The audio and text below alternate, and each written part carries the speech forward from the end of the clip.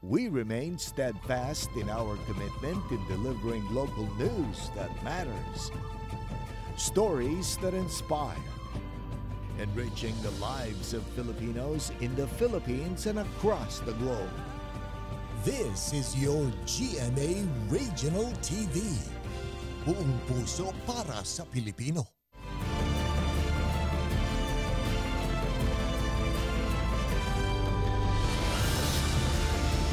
Ito ang GMA Regional TV 1 North Central Luzon. Masantos siyang aram na imbag gamale maya pagat panapon kapuso. Narito na ang 1 North Central Luzon. Hatid namin ang mga pinakamalaki at pinakahuling balita sa Hilaga at Gitnang Luzon. Live mula rito sa GMA Dagupan Station, ako po si Chris Zuniga. Nagdulot ng pangamba sa mga residente ang sawang pumulupot sa poste ng kuryente sa Calasiao, Pangasinan. Nakatutok si Joan Punsoy. Sir FJ. Ito ang tumambad sa mga motorista at residente sa Barangay San Miguel, Calasiao, Pangasinan. Isang sawang nakapulupot sa poste ng kuryente. Nagdulot ito ng pangamba sa publiko. Parang kumain siya dyan sa may puno, tapos pagkakit niya dun sa taas, hindi, siguro naligaw na lang, tapos biglang nakuryente dun sa taas yung bunganga niya sa ulo. O parang nangina pa siya, buhay pa siya, tapos nung natuluyan na din. Agad namang rumisponde ang otoridad upang kunin ang sawa. Ayon sa MDRRMO, agad ito ipinasakamay sa Penro. Ayon sa Municipal Environment and Natural Resources Office o MENRO, may mga dahilan kung bakit lumalabas ang mga sawa sa kanilang habitat. Isang reason yan, ma'am, syempre feeding season or yung pagkagutom po yung mga yan, lumalabas po talaga. Or pagka nadidisturb yung kanilang lungga. May epekto rin umano ang mainit na panahon o climate change sa paglabas ng mga sawa sa kanilang lungga. Payo ng otoridad? Yung mga endangered species or yung mga ganyan po klaseng or wild animals na nakikita, wag po natin silang basta-bastang hawakan or i-handle, lalo pagka hindi naman po tayo train or marunong. Wag din po natin silang papatayin. Tumawag na lang po sila sa or humingi sila ng tulong sa barangay or sa opisina. Kasama si Ron Alistair Taniedo, Joan Punsoy, 1 North Central Luzon.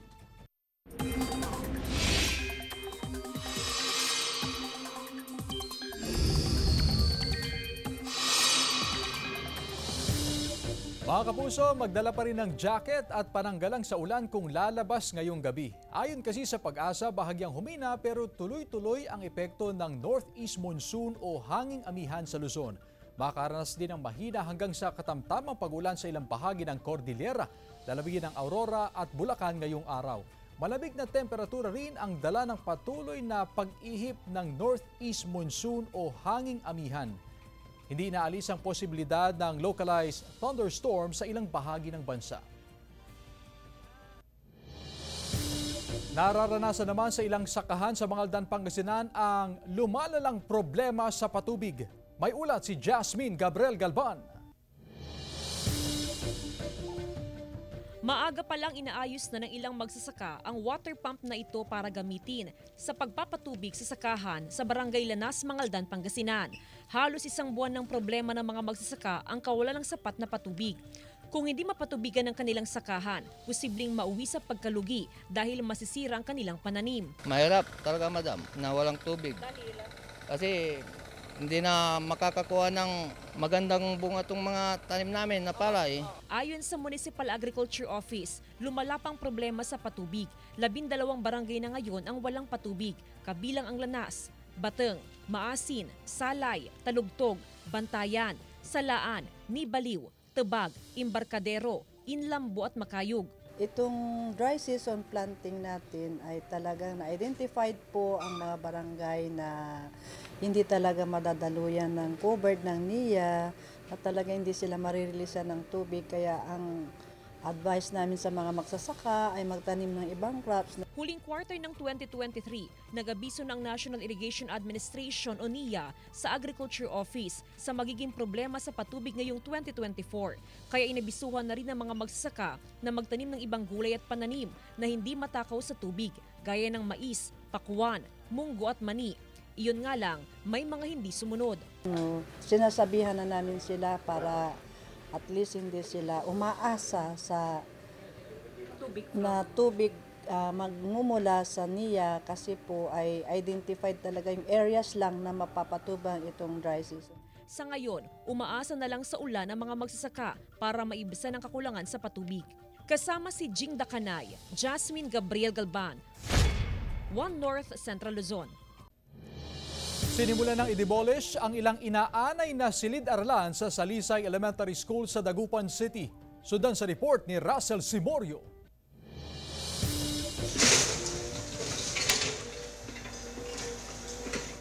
Backhoe ang ginagamit para gibain ang 4 na silid-aralan sa Salisay Elementary School sa Dagupan City. Nagkalat sa lugar ang mga malalaking debris mula sa demolisyon. Peligroso na kasi ang mga silid matapos atakihin ng anay.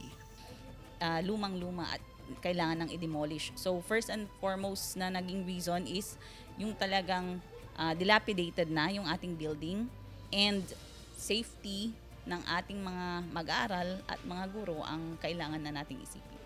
Inilipat muna sa covered court ang mga gamit na maaari pang mapakinabangan mula sa mga ginigibang silid-aralan. Nagpapatupad ang single shifting, lalo't lilim ang classroom ang ginagamit ngayon. Hinati sa morning at afternoon class sa mga mag-aaral mula kinder hanggang grade 6. Sabi nga namin, tiis-tiis muna, pero pagkatapos naman yan, ginawa na. So, bali gumagawa sila ng paraan na gumawa ng isang makeshift para sa isang klase para makapasok yung mga bata na. Pagkatapos ng demolisyon, sisimulan agad ang pagpapatayo ng 2 palapag na school building na may 6 na classroom. Popondohan ito ng city government. Inaasahang tatagal ng 8 buwan ang konstruksyon. Isa sa mga matagal na talagang pinangarap. Kapag naipatayo yung 6 classrooms na ito, ma-address na yung needs ng 5 section na na-displace. Kasama si Daryl Peralta, Russell Simorio, One North Central Luzon. Acute gastroenteritis outbreak sa Baguio City natapos na. Ayon sa lokal na pamahalaan, nakaalerto si Jasmine Gabriel Galban. 8 araw matapos ang acute gastroenteritis o diarrhea outbreak sa Baguio City, formal na inanunsyo ng lokal na pamahalaan na kontrolado na ang sitwasyon. Ibig sabihin, ang mga natatalang kaso ng diarrhea ngayon sa lungsod, mga pangkaraniwan at normal na kaso na lang sa syudad. We can now confidently say that we are already out of the woods. The outbreak is over. Since we have a past 2 incubation periods of our cases significantly going down, and that there are no cluster cases from the peak of our outbreak from January 7 to 8. We have already also identified water sources, then really the outbreak is over. Sa malalimang investigasyon ng Health Authority, lumalabas na virus mula sa kontaminadong tubig galing sa ilang pribadong water delivery companies ang posibleng dahilan ng outbreak. Pero hindi pa rin isinasantabi ang posibleng pagtama ng bakterya sa mga water sources. Since 50% of those isolates are positive for norovirus, the possibility of human-to-human transmission or person-to-person contact explains the spread of the infection. It's really the fast spread. Sa pagtatapos ng diarrhea outbreak, bubuo ng task force ang lungsod na tututok sa water sampling at inspection sa lahat ng pasilidad ng water delivery company sa lungsod. Habang pansamantala namang ipinahinto ang operasyon ng mga pribadong establishmento na nagpositibo sa virus at bakterya. Ipinag-utos ng LGU ang disinfection at retesting sa water sources. Kasama si Jing Dakanay, Jasmine Gabriel Galban, One North Central Luzon. Samantala, mga nakatatakam na putahe na sinangkapan ng talong, bumida sa Talong Cook Fest sa Villasis, Pangasinan. Tunghayan sa report ni Claire Lacanilaw. Nakakatakam at masasarap na mga putahe na sinangkapan ng talong ang bumida sa Talong Cook Fest na bahagi ng Talong Festival 2024 sa Villasis, Pangasinan. Kilalang Villasis, Pangasinan bilang largest producer ng talong sa Region 1. Kaya naman ang talong ang ipinagmamalaking produkto ng bayan. Ang Villasis ang #1 producer ng talong dito sa Northern Luzon. Region 1 actually, Region 1. Kaya pinopromote namin ang aming talong para mas madaming gamit. Siyempre, pag mas madami kang gamit ng talong, mas marami ang mabebenta ng aming mga farmers. Ilan lamang sa binigyang twist ng mga kalahok ang mga putahe na sinangkapan ng talong tulad ng talong lasagna, talong graham, pork talong embutido, at talong sisig with pork and tofu. Sabay-sabay na pinagsaluhan ng mga residente at bisita ang putaheng inihanda ng mga kalahok. Ito po ang naisip kong lutuin kasi wala pa naman masyadong nagluluto ng ganito. Kaya gumawa lang ako ng menu. Hindi lang siya nutritious, very delicious din po. Kaya sok na sok sa panlasa, hindi lang sa amin na mature, pero pati sa mga bata na rin po. Bago ang kompetisyon, nagpakitang gilas sa pagsayaw ang mga chikiting sa retro dance competition. Ibinida ng mga kalahok ang iba't ibang dance craze noong 70s hanggang 90s. Okay lang po, happy po. Sana po manalo po kami. Kasama si Henry Dominsil, Claire Lacanilaw, 1 North Central Luzon. Ito ang GMA Regional TV 1 North Central Luzon.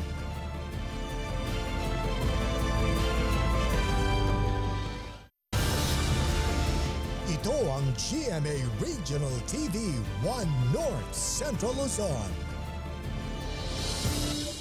Nananatili raw matatag ang supply ng poultry products sa mga pamilihan sa Dagupan City sa kabila ng ipinatutupad na importation ban. Ang detalye, ihahatid live ni Russell Simorio. Russell? Chris, maliit na porsyento lang ng mga poultry product na kinukonsume dito sa bansa ang nanggagaling sa Japan. Kaya sabi ng Samahang Industriya ng Agrikultura, wala pa silang nakikitang epekto ng ipinatupad na ban sa pagpasok ng mga poultry product mula sa Japan dahil doon sa umiiral na bird flu outbreak. Nagtayo ng maliit na pwesto sa harap ng kanilang bahay sa Dagupan City, si Mang Edwin, para magtinda ng karne ng manok. Kinukuha niya ang supply direkta sa palengke. Kung supply ang pag-uusapan, wala raw problema. Bumaba ang presyo ng manok na nasa 160 hanggang 170 pesos kada kilo dahil sa mataas na supply. Marami sa palengke. Oo, kailangan ko ilimit talaga, sir. Kasi pag kumuha ko ng marami, wala. Ako ang malulugi, hindi ko mabinta. Ayon sa Samahang Industriya ng Agrikultura, mananatiling mataas ang local production ng poultry products sa bansa. Sa kabila ito ng ipinatupad na ban sa pagpasok ng mga poultry product mula Japan dahil sa highly pathogenic avian influenza. Sakop ng ban ang importasyon ng domesticated and wild birds, itlog at day-old chicks. Hindi naman tayo masyadong kumukuha sa Japan. Mostly European ang source natin. Hindi naman makaka-apekto dun sa supply natin. May ban din sa mga poultry product mula California at Ohio sa Amerika dahil sa HPAI outbreak. Ayon sa SINAG, nananatiling mataas ang produksyon ng local poultry product gaya ng manok at itlog sa Region 1, Region 2, Central Luzon at Calabarzon. Kaya nitong tugunan ang pangangailangan sa poultry products ng bansa. Malaki naman yung production natin dito sa local. Maski hindi magpasok, okay lang. Oversupply tayo sa chicken. Chris, nananatiling bird flu free ang malaking bahagi ng bansa, kabilang ang Pangasinan, at yan yung nais na protektahan ng Department of Agriculture kaya sila nag-impose ng ban o pagbabawal sa pagpasok ng mga poultry product mula doon sa mga bansa na nakararanas ngayon ng bird flu outbreak. Sabi pa ng SINAG, mataas ang volume ng itlog at manok sa mga palengke kagaya dito sa Malimgas Public Market sa Dagupan City. Yan muna ang latest. Balik sa iyo, Chris. Maraming salamat, Russell Simorio. Malaking problema naman ng mga bangus grower ang pagbaba ng antas ng tubig sa mga palaisdaan sa Dagupan City. Sundan sa report.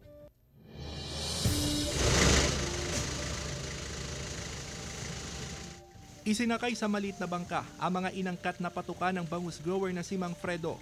Ibabiyahe niya ito sa kanyang fish pond sa Barangay Kalmay, Dagupan City. Hamon daw sa mga bangus grower ang pagbaba ng antas ng tubig sa palaisdaan. Apektado ang paglaki ng mga inaalagaang bangus kahit sagana sa feeds. Apektado ang paglaki nila pag mababaw. Mahinang pagkain nila. Mahinang pag kumakain sila, kunti-kunti lang. Siyempre nababawasan pa yun pag mayroon namamatay, 2, 3, ganyan. Pero umaasa pa rin si Mang Fredo na may kikitain sa harvest season ng bangus sa Mayo. Nauna nang sinabi ng otoridad na nasa below normal level ang Pantal Sinukalan River dahil sa epekto ng El Nino. Maaga na ring ibinabala ng isang fishery expert ang pagtama ng nip tide o alaal dahil sa mababaw na antas ng tubig na maaring humantong sa fish kill. Affected yung isda, lalo na yung mga nagtitispan kasi bababaw nga. Adverse effect, influence ng wala ng ulan. Samantala, ayon sa Samahang Industriya ng Agrikultura, may bahagyang pagbaba sa supply ng isda sa merkado. Apektado rin kasi ang mga hatchery kung saan pinaparami ang mga isda. Yung production side, hirap yung production, hirap yung gumagawa ng hatchery. So far, yung mga isda ngayon, yung malalaki, hindi naman masyado apektado. Kasama si Daryl Peralta, Russell Simorio, One North Central Luzon. Sa ibang balita, 2 sako at isang bag na naglalaman ng marijuana bricks iniwan sa Canyao Bridge sa Tabuk City, Kalinga. Narito ang report. Isang concerned citizen ang tumawag sa otoridad dahil sa nakita niyang isang lalaking nakamotorsiklo na nag-iwan ng 2 sako at isang bag sa ilalim ng Canyao Bridge sa Tabuk City, Kalinga. Rumesponde ang mga otoridad at nang buksan ang mga sako at bag, tumambad ang mga pinatuyong dahon ng marijuana o 30 piraso ng marijuana bricks. Ayon sa otoridad, posibleng iniwasan ng sospek na mahuli sa checkpoint. Nasa 3.6 million pesos ang halaga ng iligal na droga. Nakita niya kasi na mayroon tayong more or less mga 1.5 kilometers, meron naka-establish na checkpoint.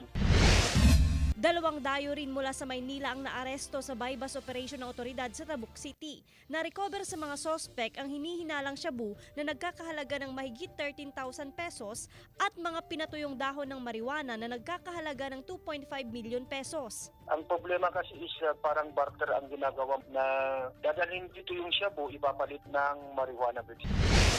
Sa Bacnotan, La Union, naaresto ang 4 na umano'y tulak ng iligal na droga sa bypass operation ng otoridad. Nasa 374,000 pesos na halaga ng hinihinalang shabu at mga drug paraphernalia ang nakumpiska. Sinampahan na ng kaso ang mga nahuli. Joan Punsoy, One North Central Luzon. Ilocos Sur Provincial Comelec Office kinumpirma na may mga natanggap na ring pirma kaugnay sa isinusulong na charter change. Sundan sa report ni Ivy Hernando. Nakatanggap na raw ang iba't ibang municipal at city election officer ng Ilocos Sur na mga pirma kaugnay sa isinusulong na People's Initiative upang maamyendahan ang konstitusyon. Kinumpirma yan mismo ng Provincial Election Supervisor ng Ilocos Sur. Then we will wait for the order of the Comelec and Bank for purposes of the verification of the signatures. Hindi nakita ng news team ang mga pirmang isinumite sa Comelec dahil nasa General Assembly ang mga election officer. Ang tanong, ano nga ba ang People's Initiative? Ayon sa Comelec, ito ay pagkuha ng suporta ng taong bayan para sa planong pag-amyenda sa konstitusyon o isang batas. Ngayon, itong move nila ngayon at present, yun yung may plano sila na i-amend yung provision ng Constitution kung paano bumoboto yung Kongreso, yung Senate at yung lower house, kung paano nila gagawin yung pagboto later on sa mga susunod na pag-amenda sa ibang provisions pa ng Constitution. Nauna nang tumutol ang Senado sa planong joint voting kasama ang lower house o Kamara pagdating sa usapin ng charter change dahil kakaunti ang kanilang bilang kumpara sa mga kongresista. Kung makalulusot umano ang joint voting mula sa nakalap na pirma mula sa People's Initiative, mas madali nang maipasa ang mga aamyendahan sa saligang batas kapag umupo ang Kongreso bilang Constituent Assembly. Ayon sa ating mga politiko, mga kongresista, ay gustong baguhin daw yung economic provision ng konstitusyon na kung saan ang pagmamayari ng mga korporasyon sa Pilipinas ay sa mga Pilipino sa halip ng mga dayuhan. Ayon kay Tabios, isang halimbawa sa paggamit ng People's Initiative ay ang pag-amyenda ng 1973 Constitution sa panunungkulan ng dating Pangulong Ferdinand Marcos patungo sa 1986. Ngunit ang implementasyon ay pagkatapos ng plebisito noong February 2, 1987, kaya tinawag na 1987 Constitution. Sana lang daw ay naipaliwanag ng maayos ang ginawang signature campaign at hindi sinamantala ang kahinaan ng ilang Pilipino. Maganda kung talagang malinis ang intensyon ng mga mambabatas natin, dapat ipaliwanag kung ano talaga yun. Kasama si George Benson, Ivy Hernando, One North Central Luzon.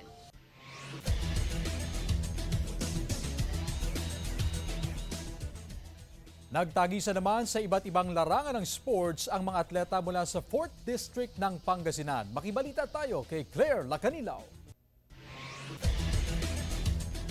Nagpasiklaban sa iba't ibang larangan ng sports ang mga atleta mula sa 4 na bayan ng ika-4 na distrito ng Pangasinan sa isinagawang congressional meet. Mula sa mga paaralan sa Mangaldan, San Jacinto, Manawag at San Fabian ang mga manlalaro. Malaking karangalan daw para sa iba't ibang kalahok ang mapasama sa kompetisyon. Sumailalim sa pagsasanay ang mga atleta bago sumabak sa palaro. Mahalaga lang po yun sa amin kasi bilang estudyante kasi ngayon lang po kami dito nakaabot. Sa salamat na din sa nag-training namin na makapunta kami dito at makaabot.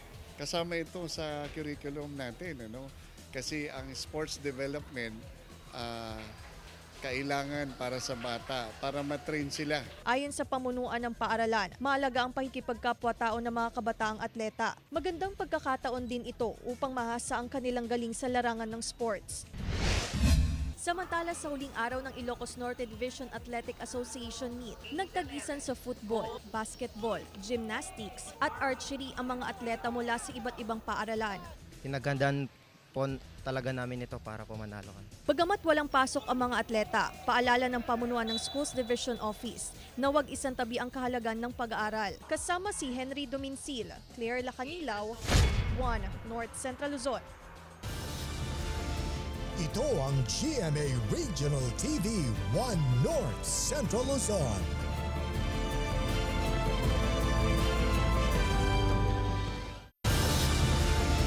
Ito ang GMA Regional TV 1 North Central Luzon. Nakatakdang ipatupad ang regulasyon sa paggamit ng plastic bags o sandbags sa Kalasyaw, Pangasinan. Ang detalye sa report ni Joan Punsoy. Plastic o sandbag ang ginagamit ng mga tendera at consumer para maisupot ang kanilang mga pinamili sa pamilihang bayan ng Kalasyaw at iba pang establishmento sa bayan. Pero lilimitahan na raw ang paggamit ng sandbag matapos may pasa ang ordinansa sa regulasyon sa paggamit ng plastic bag at styrofoam. So ang aim po nitong ordinance na ito is mabawasan po yung plastic waste na nag-generate from the establishments. Dahil mas makakamenos po tayo ng gasto sa opisina pagka po konti yung plastic na dumarating sa MRF. Ayon sa Municipal Environment and Natural Resources Office, iminumungkahi nila ang pagdadala ng bag ng mga mamimili. Magiging alternatibo rin ang paggamit ng eco bag sa pamimili. Lalo pagka sa dry section, siguro po i-discourage natin sila na magbigay ng plastic sa customer. Gumamit na lang po sila ng alternatives tulad ng bayong or paper bags, or kung yung mga market goers naman po is in-encourage namin sila na magdala na ng sarili ng like eco bag man. Pabor naman kung yun talagang ipapatupad, siyempre susunod din kami para maiwasan yung pagtapon ng mga plastic na magdadala na lang mga eco bag. Sa ngayon, 6 na buwan pa raw ang inilaang information dissemination kaugnay sa ordinansa bago ang implementasyon nito. Papatawan din ng multa ang lalabag kapag ito'y ipinatupad na. Kasama si Ron Alister Taniedo, Joan Punsoy, One North Central Luzon. Inirereklamo naman ang ilang may-ari ng disco houses sa tinaguriang Red Light District ng Lawag City dahil sa kawalan ng business permit. Narito ang report. Inirereklamo ang ilang may-ari ng disco houses sa Barangay 1 Lawag City dahil sa umano'y pag-ooperate ng walang business permit. Mula sa 17 na disco house owners, 9 lang daw ang may business permit noong 2023. Ang ilan, 10 taon na umanong nag-ooperate ng walang business permit. Parang unfair sa amin na nakapag-business permit kami, lahat ng arrears namin, pati yung arrears namin nung pandemic, sinetel namin lahat. Pero yung ibang kasamahan namin dito, hindi ko na lang papangalanganan, hindi ini-ignore nila. Nanawagan ang mga lehitimong disco house owners sa kanilang kapwa negosyante na maging patas sa kalakalan. Yung iba, open silang nag-ooperate na ganun lang. Wala silang ginalaw na kahit mag 50% off man lang doon sa mga utang nila sa latrine talwala. Ayon sa Business Permit and Licensing Office, may 25% surcharge at 2% monthly interest ang mga negosyong hindi nakakapagproseso ng business permit kada taon. Posible raw na ipasara ang mga negosyo na walang permit. Kita namin noon last year na may mga walang permit, kaya lang medyo wala kaming magawa dahil inuuna muna nila yung mga lease contract nila. Sinisikap ng GMA Regional TV 1 North Central Luzon na kuhanan ng pahayag ang mga inirereklamong negosyante. Kasama si Reynold Velasco, Gab De Luna, 1 North Central Luzon.